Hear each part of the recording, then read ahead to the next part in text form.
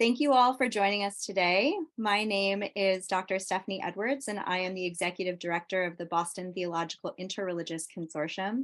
And today we're here to talk about CPE.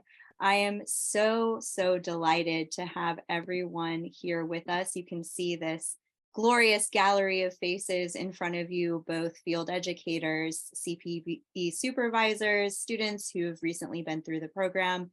And we wanted this gathering really to reflect a diversity of supervisors, of experiences, of students, of those of us who work a little bit more on the administrative side, so that you all as prospective students can understand the process a bit better and can feel more prepared for the experience that you're about to enter into.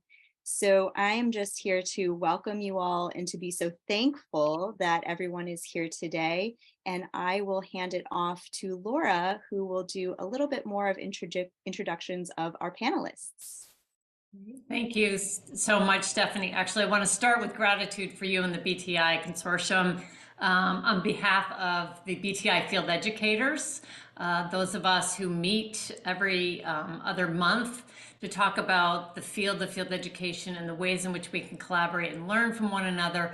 And what arose was that all of us had questions about CPE, clinical pastoral education, and we were all kind of reinventing the wheel ourselves at our distinct schools.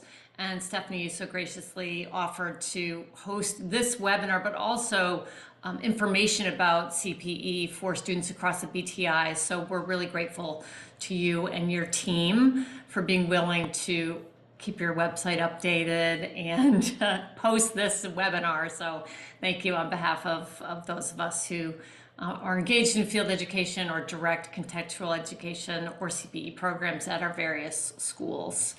As Stephanie said, my name is Laura Tuak, and I am the Assistant Dean for Ministry Studies and Field Education at Harvard Divinity School.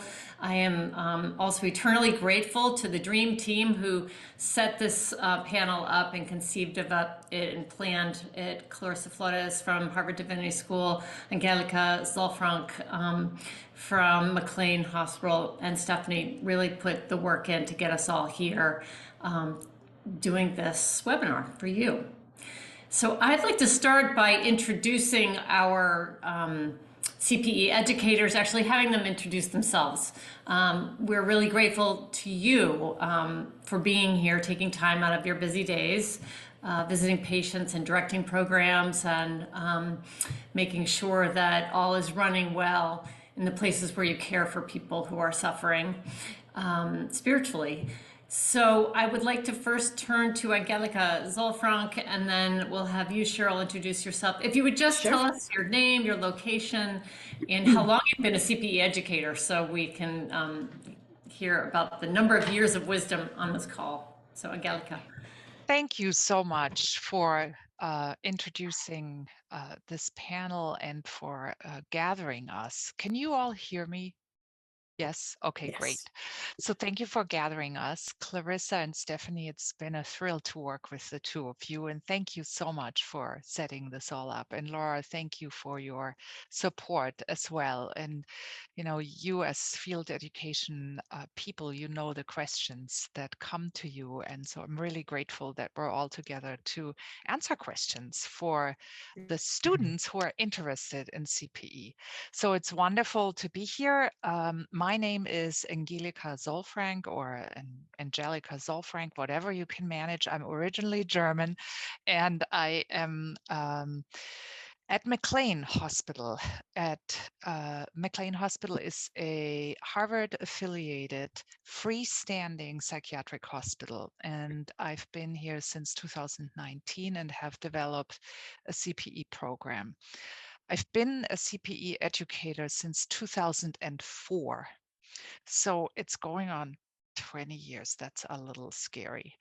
And I have worked at Mass General and also at Yale New Haven Hospital. And yeah, and I'm now at McLean in the psychiatric setting. Thank you. Great, thank you. How about you, Cheryl? Thanks.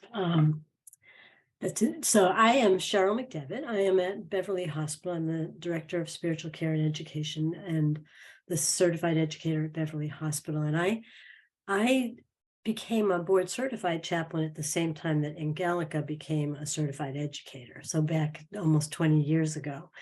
And I have only been, I feel like, I guess I'm the baby educator here, the young educator, the old person, but the young educator. I got certified in as a CPE educator in 2017.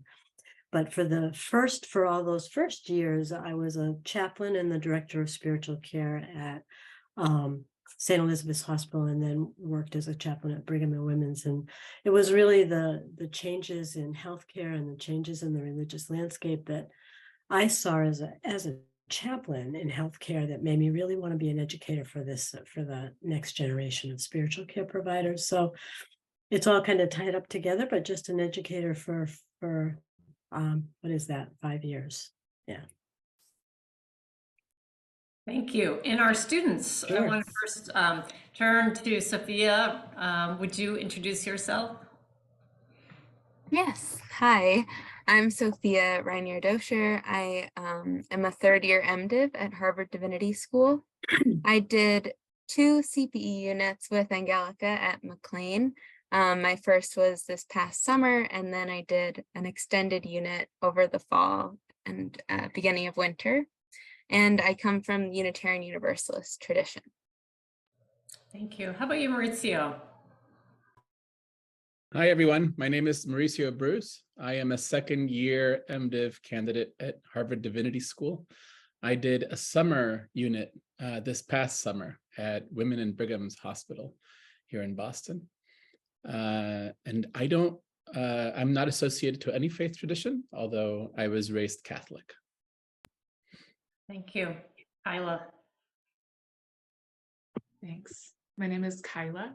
I'm a third-year Master's of Divinity student at Harvard Divinity School. I did a CPE unit last academic year during my second year of the degree program, throughout the academic year at Beverly Hospital with Cheryl. And I affiliate with the Buddhist tradition, specifically the Insight tradition. Well, thank you all and welcome. We look forward to hearing from you. So now I'm going to turn it over to Clarissa, who will be facilitating this part of the program. Thanks. Thank you, Laura. My name is Clarissa Flores. I am the Assistant Director of Field Education at Harvard Divinity School.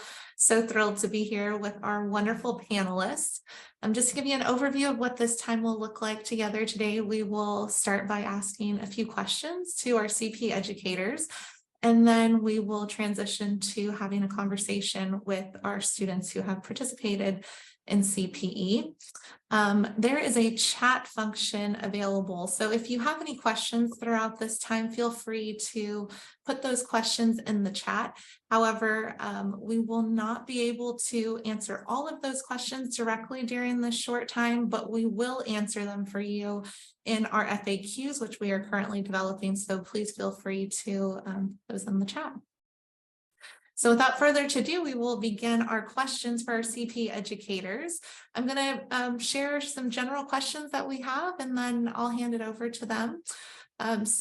Some of those questions include, what is CPE? We may have some people in this call who are just hearing about this opportunity to do CPE and know very little about it. So it'd be great to hear, what is CPE? What is the process to begin applying? What is that application process like? And what are CPE educators looking for? And then we'd also like to hear, what insights or advice would you like to share with students who wish to pursue CPE? Great. Thank you so much for those questions, Clarissa. So CPE is professional education for spiritual caregiving. It's both content, so you're learning something about spiritual caregiving tools, about how to actually move in a hospital, how to be a member of a team, how to bring the spiritual lens for spiritual coping to a healthcare setting that is really mostly secular. Beyond the people who work in it and sometimes have their own faith that drives them. So there's some content to learn about, and you might learn about different populations of patients.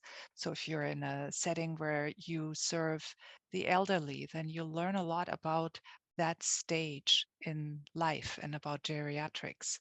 When you are in a general medical environment, you learn a lot about what kind of spiritual or emotional issues people might deal with who have particular physical illnesses. And in my context, for example, you learn a lot about the intersection of spirituality and mental health. So those are content items that you would learn. But then CPE is actually process education. And that means that you learn a method of learning as well. And that can be a little bit tricky because, of course, those of us who are academically successful, as our students who apply usually are sort of used to learning content, and the process of how you get there is sometimes possibly a little less important. In CPE, that is important because you learn how to reflect on the action that you're taking as you're engaging with people that you serve in the clinical environment. You learn to assort some conceptual knowledge to it. You get feedback and engage with the group, and everybody has insights. It's not just the spiritual pastoral educator who does, the clinical educator. And then and then you go back and you try again. And so that can be a little bit stressful because, of course, we all want to be good at what we do. And initially, it means to learn from mistakes and to learn by doing. And that can feel messy and can be a bit stressful. It also sort of comes with this difficulty of a tension between being a student and also functioning in a professional role. And that can also be stressful and also delightful and engaging and really growthful and transformative as well. So those are some of the things that I would like to say about the actual CPE program. Now, in CPE, no matter where you do it, you will learn to study the living human document. That is a term that was invented by Anton Boysen, who actually was a Protestant pastor, minister, who had several psychotic breaks. So he's near and dear to my heart as I'm serving in a psychiatric hospital. And he felt that every human being is worth studying. How is this person put together? What is their experience? How do they think about the sacred? And what is their spiritual meaning making orienting system? So we really emphasize that the most important teacher in CPE is the patient. And that can sometimes get also interesting because, of course, we're thinking of serving our patients, but actually, in some ways, it's also true that our patients serve us because they teach us everything we can know about how to best take care of them spiritually. Now, CPE has its roots in the experiential education. John Dewey and those people were really influential, and in psychological understandings that were shaped by Sigmund Freud, but then, obviously through the decades and the time since then, in many other ways, by learning more about psychological understandings. And that's really important because it's part of CPE as well. And so CPE gives students an opportunity to really go through a formation process, both in terms of putting your own theology, your own spiritual meaning making system to the test. How is it helping here? How is it helping me cope? Because CPE is always also an intense encounter with suffering, with human suffering, our own and that of our patients. And so it's a little bit of a test drive for what you hold dear in mind and spirit. And then it's an educational process that can be quite transformative. It's learning individually and also in the group.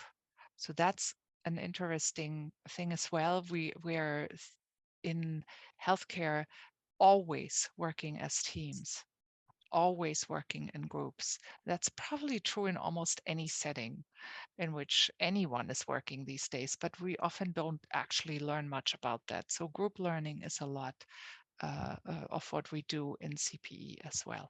I'm going to stop here. I hope I didn't go too much over my time and pass the baton on to Cheryl. All right. Thank you, Angelica. I have lots of things to say that I think are follow up perfectly to some of the things that you say. But the question that I focused on, and then maybe if we don't hear from the other educator, maybe Angelica and I can look at the second question together. But the question that I was focusing on are sort of what are some insights and some advice that we can share with students about CPE? And the first thing, it sounds trite, but I think it's probably the most important thing that I can say for advice is that you'll get out of CPE what you put into it and what you're willing to put into it. CPE is a uniquely experiential learning. It's like, for me, it was back in 2004, it was unlike anything I had ever done before. And I don't know if this makes me crazy, but I immediately loved it. Like, I just loved it because it was such a unique way to learn. It was unlike anything I had ever done before. I had a great supervisor, but I think what I learned so quickly, and I really heard this in the way you described it, Angelica, is it wasn't always about the content that I was learning, but I was learning a new way to learn. And I learned to embrace that behind every growing edge is another growing edge, and that's kind of the adventure. And that CPE was for me, and the way I think I teach it, and the way CPE works well is that it's discovery learning. And it is messy, and it does get uncomfortable, and there is that tension between education and service, and all of those things are true. But in this discovery learning experience, I just really encourage you to let go of the grad school mentality. You can't get an A in CPE, but you can do really well. And doing well means learning to let go of bringing your shiniest, most perfected self forward, and just bring your most authentic, flawed like all of us self forward. And as you do that, CPE, another wonderful thing about it, I think, is that in many ways, a CPE is self-directed adult learning. Early in the unit, you'll be invited to draft your own learning goals and bring those to individual supervision to discuss with your educator. But I love that those aren't necessarily set in stone, because as you discover and as you experience and as you grow and it unfolds, I love it when a student comes in and says, hey, I think I have a new learning goal. Or I think that learning goal that I drafted at the beginning of the unit doesn't quite feel alive to me now, but this does. And so it's this ongoing unfolding discovery and experiential learning. Something I hear myself say early in the unit is that my hope isn't that students leave CPE more like me, but that you leave CPE feeling more like yourself. And that you've learned, just like Angelica said, you've learned more about the contours of your faith or your spiritual beliefs or practice, or you've learned more about the places where you've come from, and the images that you're imprinted with, and how those are a resource for you. And that's the most important thing that you bring into the room is yourself. And so CPE does do a lot of work learning about yourself. And that kind of brings me to my last point, or one of my last points. And that's to encourage you to really think about the learning alliance that you form with your educator. CPE is hard work, and hard work isn't always comfortable work, like Angelica said. And for me, it's the most important thing to create with a student is a strong enough sense of safety and trust that we can do some of that work that's uncomfortable. Because when we sit with people as spiritual care providers, we're sitting in an uncomfortable space with them. And so it's learning to use our own resources, our own story, our own self. Yeah, so I think I wanted to say, remember that safety and comfort are always the same thing. But then I think the very last thing I'd encourage you to do is that think about where you go for CPE. I think one of the really wonderful things about the Boston area is that we're really rich in CPE programs, and there's a real variety of programs to choose from here. And so when the point comes in the interview to say, when we say, what questions do you have for us? Ask them. You're interviewing us as well, and ask those questions. Don't be afraid to ask them. And yeah, I think that covers about what I wanted to cover. And then do we want to tackle the other question, the question in the middle, Angelica? I think Burkhard is here, right? Oh, is he here? Oh, good. Thank you Burkhard, so welcome. much, Cheryl. Yeah. Sorry. Good. Okay. Yes. Cheryl, yes. thank you so much for Sure. your reflection. Sure. There's a lot to process and sit with from what you shared. Thank you. Sure. Burkhard, welcome. We are in the middle of CPE educators sharing some reflections on questions. So we'd love to have you introduce yourself, and if you could talk a little bit about what the application process is like, and to continue on Cheryl's thoughts about what are CPE educators looking for. Yes. I'm so sorry I'm late. I had class, CPE group until 1, and then I couldn't find the Zoom link, so I was struggling and trying to get in there. So I apologize that I'm late. So my name is Burkhard Weber. I work as an educator at BIDMC. That's one of the large Boston teaching hospitals, Trauma One Center. And I am happy to talk to you about the application process. So I want to build on what Cheryl just said, that we have a lot of options in the Boston area of different kinds of programs. So the first step I would suggest is that you look online and look at all the different programs that are there. And the recommendation is also that you apply in more than one program, right? Because there's a lot of demand, especially in the summer. We have lots and lots of applications. So you want to be sure that you have a couple of irons in the fire. The first thing you have to do is fill out the standard ACPE application. You can do that. You can find that either on the ACPE website or on many of the centers' website. They also have that printed out. Like in our website, we have that, and that you can download it and fill it out. You will also need some references.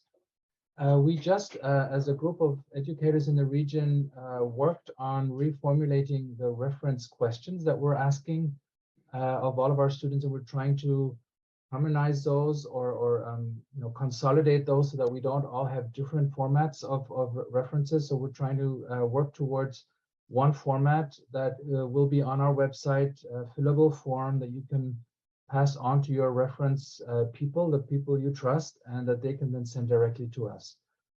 So once we have a completed application, which is, the application form, the references, the paid application fee, we will then consider an application as completed. I think that's a similar process in all the centers, and then we will invite you for an admission interview. Once you get that admission interview, that's about an hour of conversation with your teaching educator.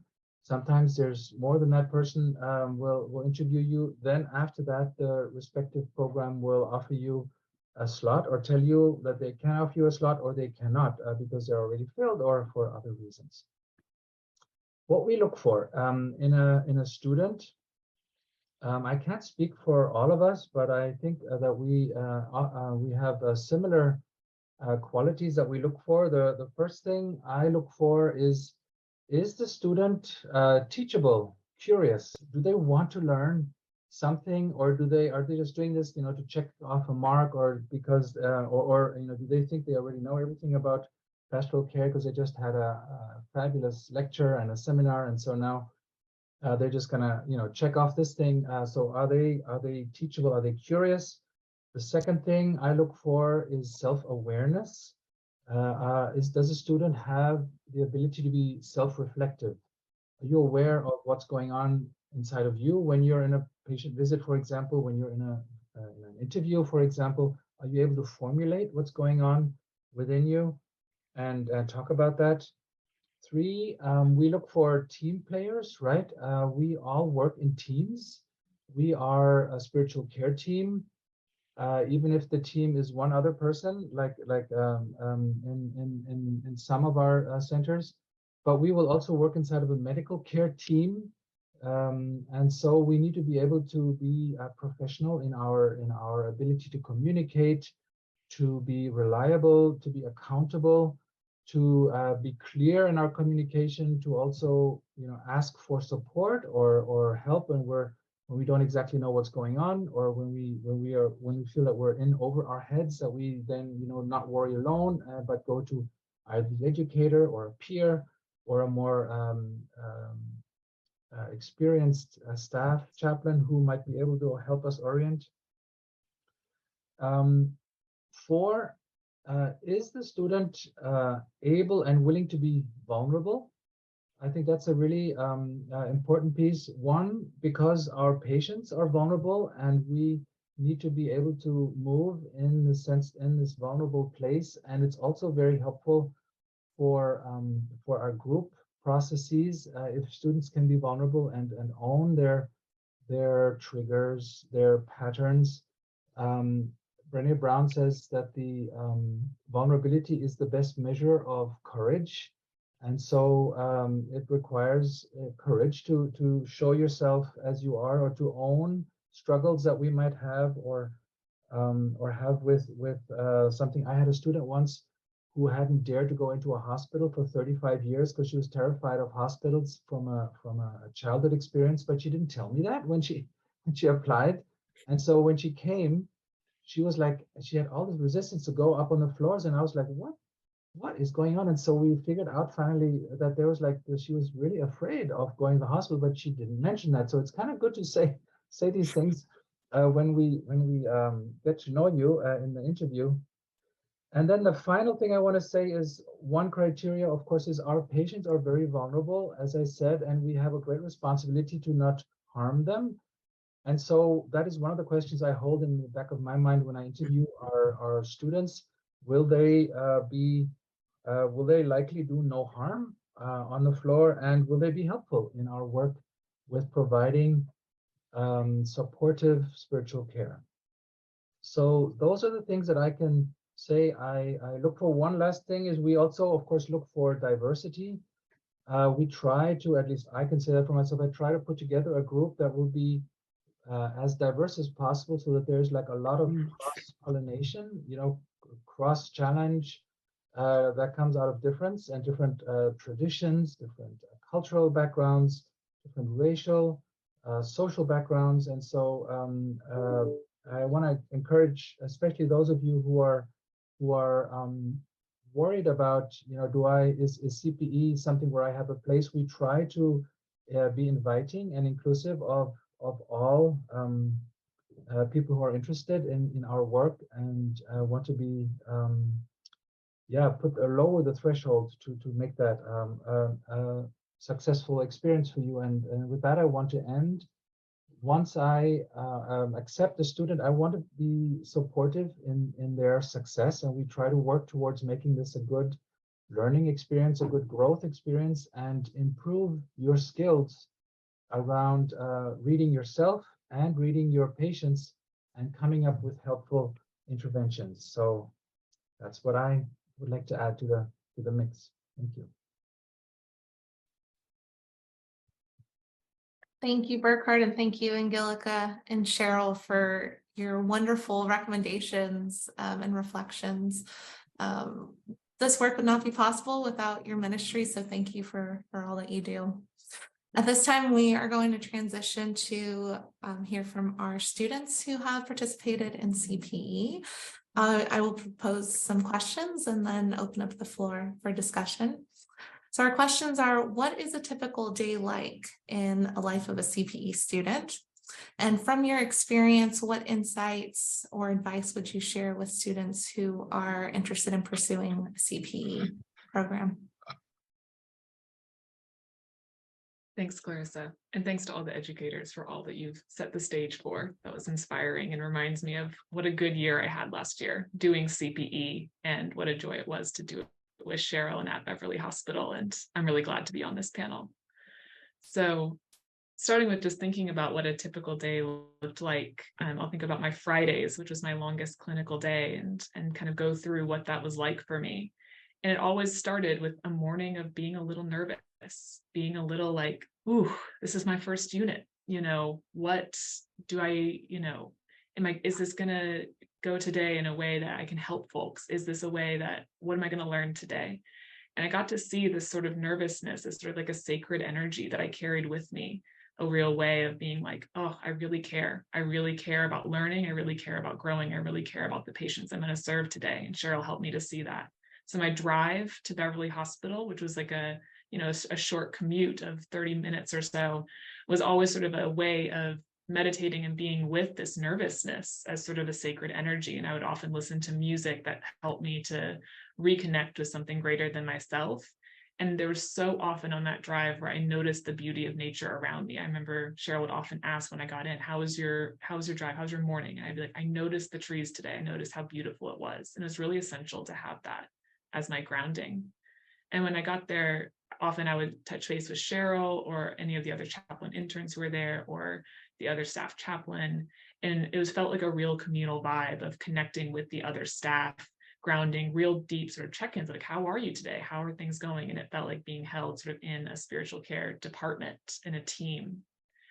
After that, I would, look at the unit that I was most assigned to, look through some of the patients who were there, sort of think through who I wanted to visit on that unit, and go up to rounds, which started about 30 or 40 minutes after I got there. So I would attend rounds on the floor.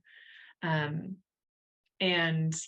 I was unsure of myself in those rounds at the beginning and probably still at the end. But I always would bring the tea for the soul cart with me. And I would have tea and, little inspirational quotes and candies.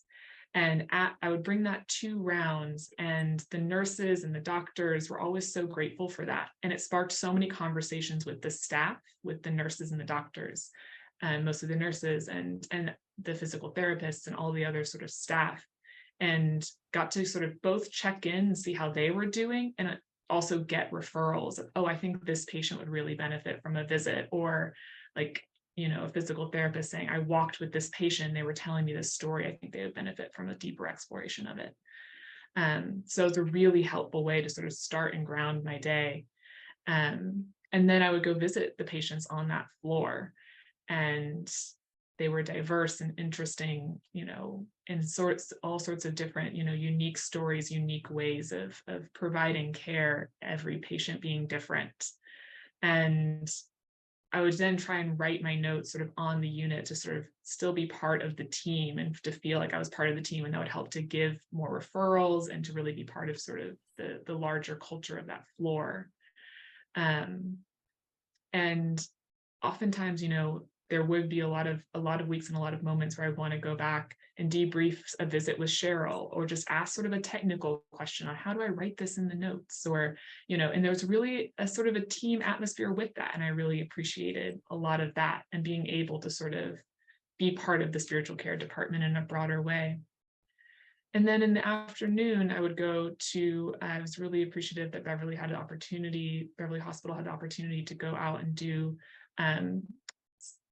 site placements. And so I would go to a low-income retirement community, and every Friday I would meet one-on-one with one of those residents, and it was sort of a relationship that grew and evolved over the year. And then I would lead a spiritual group for the residents of one of those homes. And it was just such a sweet way to end my Fridays in joy and gratitude. It was a really sweet community in so many ways. And I feel like we did a lot of deep work of thinking and exploring so many different aspects of spirituality, broadly defined. That group grew and evolved over the year, and at the end of my year, I was even able to host sort of a interfaith memorial service for all the residents of the community who died. And so I was grateful for the opportunity that CPE allowed for that creativity of ministry, and thinking through what sort of gifts I could bring and how to meet the needs of that community at large. So I think everyone's experience is different in terms of what a typical day was, but those were my Fridays at Beverly Hospital. And group education day was different, and those were Tuesdays, and we met on Zoom during my year because of the pandemic and a lot that was going on. But just briefly, you know, those days would start with inspirational words, like grounding from one of the students. Then we do sort of deep check-ins with each other on how we were doing.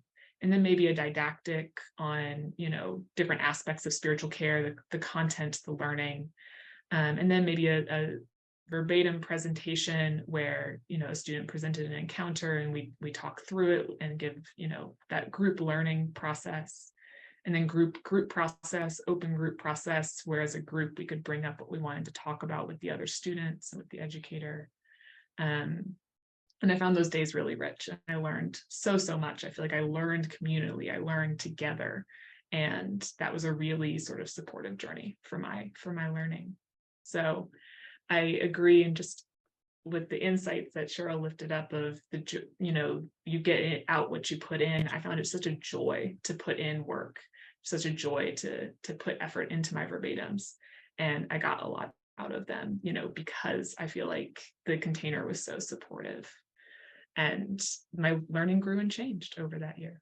So I'll stop there, and I'm happy to keep the dialogue going with the other students, but maybe I'll pass it to Mauricio and you can talk about the summer unit. So then Sophia can talk about both later. All right. Thank you, Keela. As you were talking, I was thinking your drive and seeing the trees and stuff.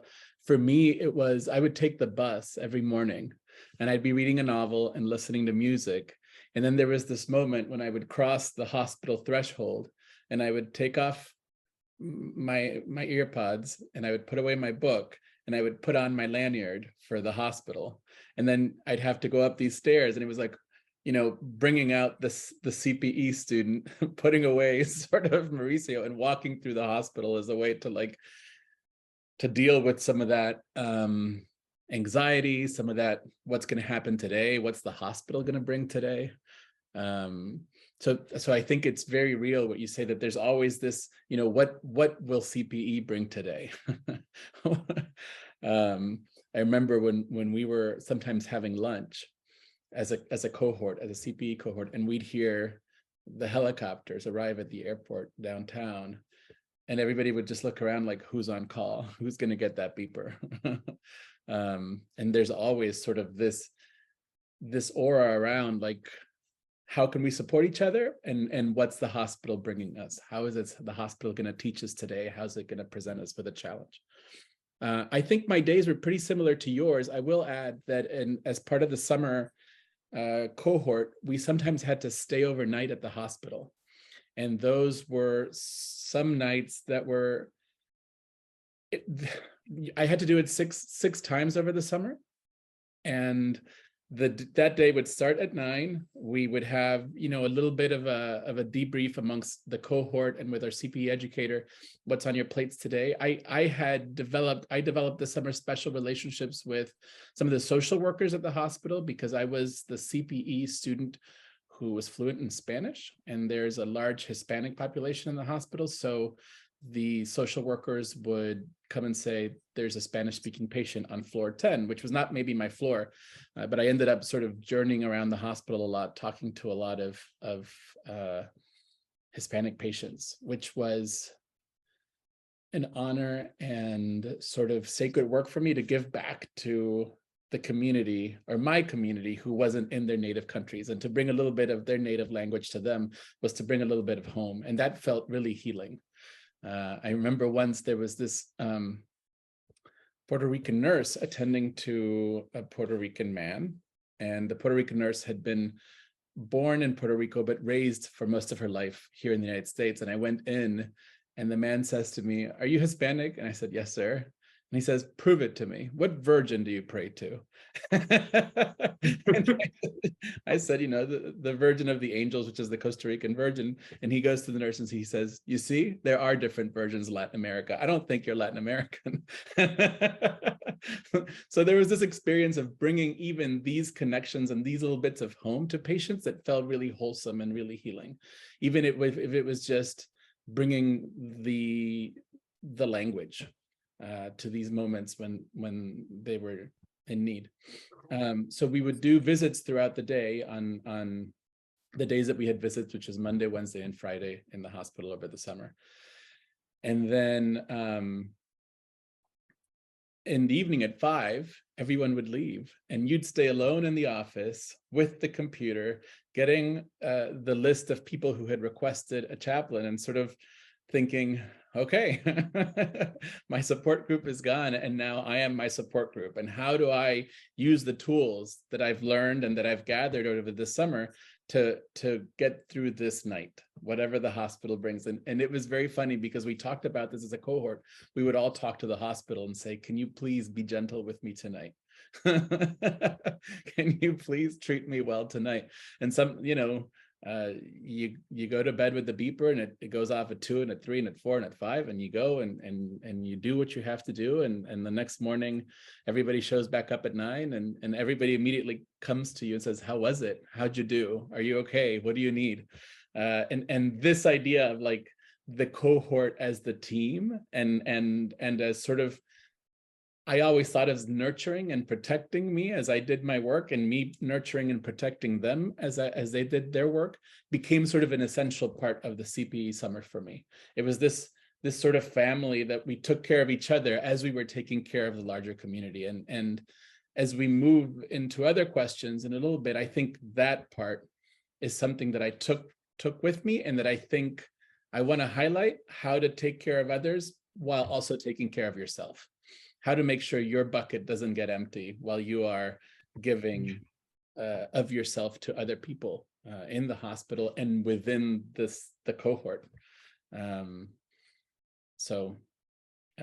Yeah, I don't know if I added anything to what you said, but I think the days are full of surprises and they are full of wonder. And then there's also so much love that gets given back to you from the patients, from the nurses, from the doctors, from people who are just so grateful that you are there. And sometimes you're dealing with parents or sisters or siblings or partners who are going through a lot of conflicted emotions with their family member who's in the hospital. And sometimes you're dealing with people who are really grateful and really full of love and joy for you for being there with their family members. And so learning to juggle that and to deal with that is part of the amazing CPE education. So I want to make room for us to like sort of talk later. So I'm going to pass it on to Sophia, and then we'll answer some more questions. Thank you.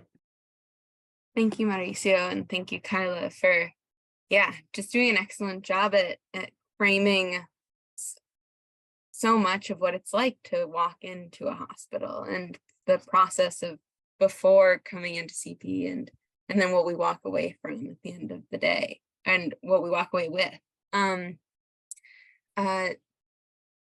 I think that there are a lot of similarities that I experienced both between my summer and fall units and what you've already expressed. I think that first thing in the morning at McLean, we would do a group centering or debriefing and do these check-ins with, over the summer, it was like the whole group of peers, and over the fall, it was whoever was working in the morning because everyone's schedule was a little more spread out.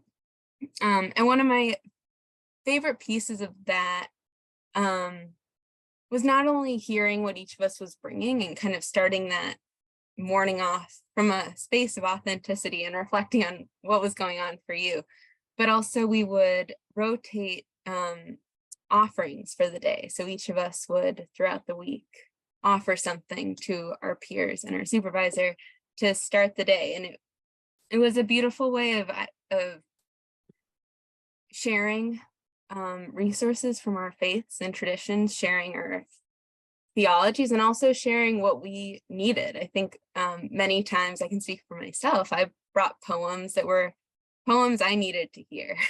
And in hearing that, the response from others, it reminded me that it might not be me only, that this is a shared experience, and that opening up and finding what's going on with you, whether it's through sharing of a poem or through peer reflection and processing, gives you a chance to hear that you're not alone in that. And it's a very powerful thing, and a very powerful thing to start your day with. And then we would look at the referral list together. And I think this was particularly true over the fall, was that the referral list was a kind of map of your day, where you were going to go, because we were a little more spread out over the units of the hospital and had fewer hours because the CPE unit was more spread out. Over the summer, it was more like what Kyla described, going to your units and attending rounds and kind of making space for yourself on the unit and finding those relationships. And also just really realizing what the role of chaplain and spiritual care is on a treatment team, which can be kind of elusive sometimes, particularly if you're in the rounds of a team that might not be so accustomed to working with one of the chaplains yet, or that has, everyone has a different perspective on spiritual care and the value of it. And so part of that rounds role is making it clear that there is a role for you as a chaplain, and it's also a way to step into your role and find out, what does it feel like to say, I'm a chaplain intern in a space that you're like calling authority with it, and also claiming authority for spiritual care on the treatment team. It's a powerful thing that's also hard, and something I think that's something I wanted to add about that rounds experience. And then we would do visits and write notes, and we would also do spirit groups on the units, which were spirituality groups offered for about 30 to 45 minutes on the groups, and at least once a week. And it was a great time to, Kyla talked a little bit about groups, but a great time to invite patients to hear what other patients were feeling. So there's this wonderful thing in a visit of getting to meet someone where they are and value their experience, but it doesn't give that connection between the patients, which in the mental health setting is so important. And since they're in at McLean, much of the care is done in group therapy setting, and so being able to offer that from a spiritual perspective was really special. The groups we would do over the summer, Tuesday and Thursday afternoon, and over the school year was Thursday afternoons. And a piece before transitioning kind of into this second question for the students that I wanted to hold is the offering of parallel processing in the group. So, you enter a peer group and you're developing relationships and dynamics and figuring out what that means and what that's going to look like, and what it means to kind of step into this space of bravery that Cheryl and Kyla were talking about, and this space of vulnerability, and recognizing that everything you're doing in that group and processing and the things you're figuring out about yourself as it relates to others and your relationship to suffering are things that you then bring with you into your visits and onto the units and into those dynamics and relationships, and that that like back and forth, that parallel process experience is a substantial piece of CPE that is that can be stressful and like lead to kind of these moments of figuring something out, and then it's kind of easier, and then you figure something, like find another growing edge. As Cheryl said, behind every growing edge is another growing edge. But being able to do that in a group and feel like we have a stake in each other's flourishing is a big part of it, and a really important piece of that, and figuring out how to bring yourself in that capacity, or yeah, in whatever capacity you can, into that process is really important.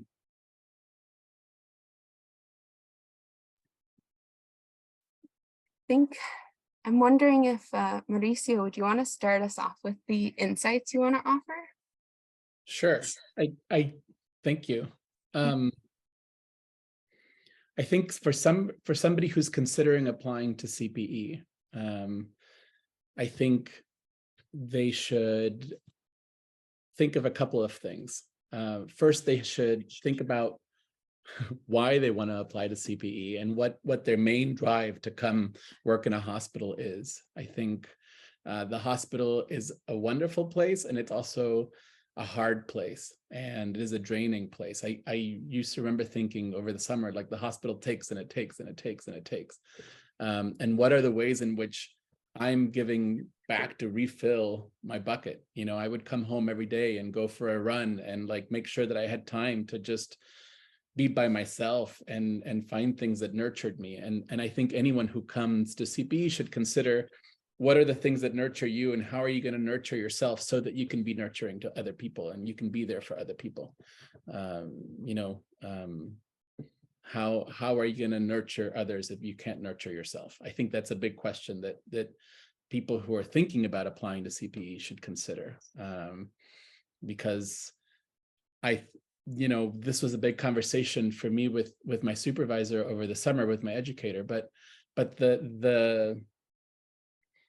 the environment of the hospital is hard, and there are hard hours, and there are, you go into a room and you sit with a family, and it's sad and scary and draining, and then you come out, you sort of shake it out, and you go into the next room, and that all compounds and builds in you. And how, with hours from 9 to 5, and then sometimes from 9 to 9, and then sometimes on the weekend, and then sometimes, how do you find time to then repair yourself and nurture yourself? So I think anyone who goes into CPE should, or who's thinking about applying to CPE, should also spend some time examining, how do I nurture and how do I fill up my own batteries so that I can come to CPE ready to be available.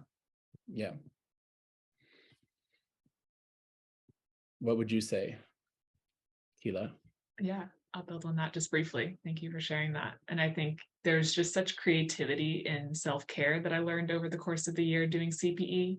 I remember I was doing it during the academic year, and my final project for my Buddhist chaplaincy class, I wrote a meditation that I needed when I arrived at the hospital. How do I ground myself in my own practice?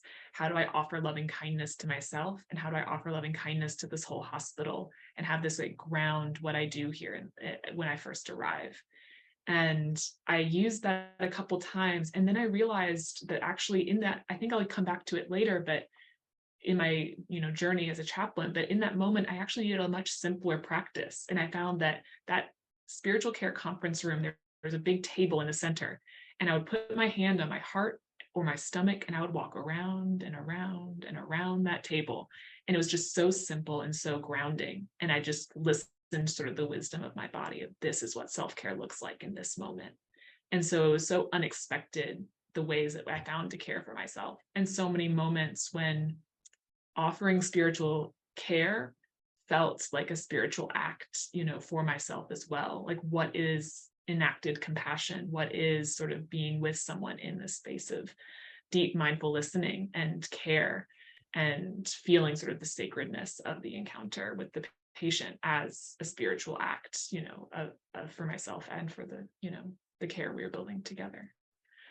And I think just a practical piece of advice for those doing it during the academic year, I really sort of arranged my class schedule to be focused on sort of pastoral care, spiritual care type classes, and had a pretty light academic year. And that was really helpful, create a lot more space for creativity. When I took classes like trauma and resilience, which focused on like things like trauma-informed mindfulness, and I was able to use that class to create an outline of an introduction to mindfulness session that I then offered to the medical staff at Beverly Hospital from a trauma-informed lens, and was just grateful that for the synergy between my classes and CPE, and just think that I'm really glad that I had a lighter academic year that allowed me to just have more space. Not that I couldn't have done a heavier academic year, but it's nicer to have more space for grounding and creativity. Thanks, Kyla. Yeah, I'm feeling like it was really helpful for me to ask myself early on, what are my expectations and wants from the experience?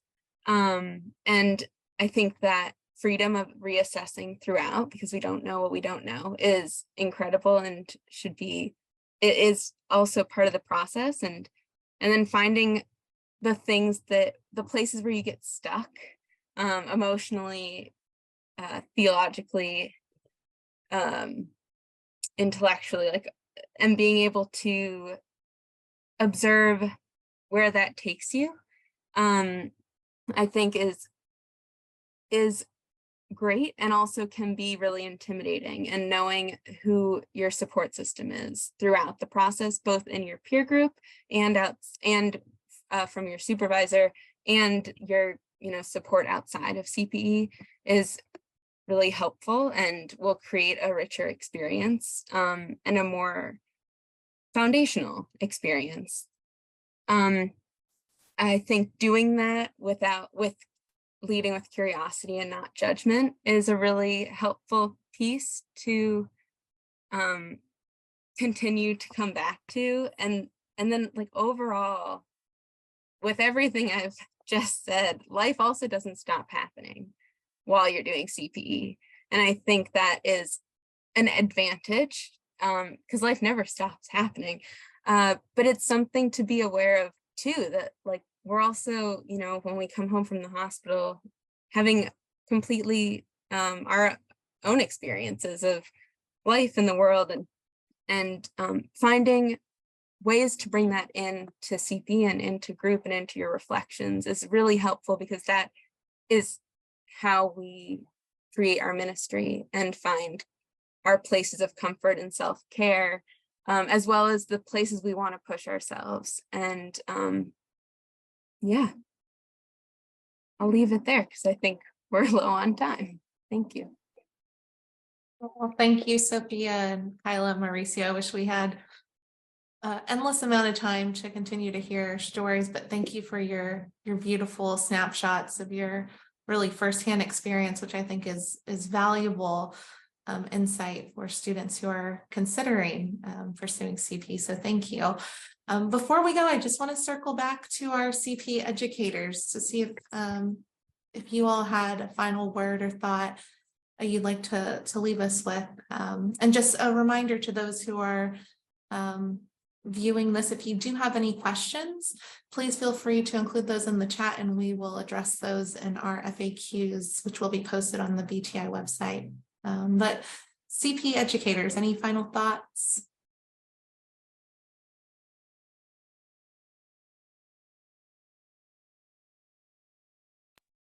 Well, I'm going to pipe in and say that, whatever you experience in CPE, you will meet so many people in the hospital, so many varying types of personalities. And that will be with you as an experience space to bring to whatever service work, ministry, nonprofit work you find yourself engaging in your professional life. And so while it can be intense, I don't think it's more intense than work with people in other contexts. So just bringing that in, and it was wonderful to hear from everybody's experience. My final word is I have the experience that my students, when they leave CPE, they all feel like better healthcare providers. They've all grown in self-understanding and in understanding of others, and it's for me delightful to watch my students grow and to hear the three of you share your rich and beautiful experiences in the way you did. So it's a very rewarding experience, even if it is at times intense and yes, challenging. Absolutely. Yeah, I would echo the very same thing. I was just going to say, I just listened to the students and just felt so, it was so life-giving to me to hear you describe CPE and your growth in CPE, the ways that you did, and reminders, I think, to me of the things that are important for me to always be mindful of. And just echo, I was also similar to what Angelica just said, like, I think wherever your path takes you, the things that you learn in CPE, and I think we hear this from alumni all the time, is that it really was an exquisitely valuable learning that prepares you for wherever your path might take you. It was really fun to be here with you guys. It really felt, like I said, more life-giving to me than I even realized it would. So I really appreciate the resource that is being created, and the opportunity to just be here with you guys. Thanks. Thank you. Thank you, every single one of you who joined us and was a part of our panel today. We cannot not thank you enough. I want to hand it over to Laura just to add some final remarks, particularly from our office representing field educators, and just some recommendations for students as you decide to move forward. Yes. Well, thank you again. Just want to echo the warmth that I feel for all of you, our CPE educators who have been delivering chaplaincy to very sick people during COVID. Thank you so much for your ministry, and to the students for the wisdom that you've brought and the heart. So just as a reminder, each BTI school, field education office, contextual ed office, whoever runs your program, you want to check in with that office about the possibility to get credit for a unit of CPE, field education credit for a unit of CPE. That may differ from school to school, so you'll want to be sure to be in conversation with the directors of your programs. It's also a separately accredited educational program that comes with tuition. So be prepared to pay tuition. Again, you'll need to check with the various offices. I know at Harvard Divinity School, we are unable to help students with tuition or with application fees. And I'm not sure how that goes across the schools, but that's important to know when you're preparing ahead of time, how you will pay for these fees. And apply early. And as I think one of the CPE educators or students says, and often. So if you're hoping to stay in the Boston area, make sure you apply to more than one location. And you can find information on the ACPE website, which is the Association for Clinical Pastoral Educators. But I tell students to go directly to the hospital settings that they're interested in, or the settings that they're interested in, to see what they require and what those deadlines are. So those are important things that we'll put in the FAQ. And again, a closing thank you to the BTI, to Stephanie Edwards and the team there who will be hosting this information and who arranged the webinar today. So thank you all. Thank you all so much and have a lovely day. Thank you Thank you so much. Thank you.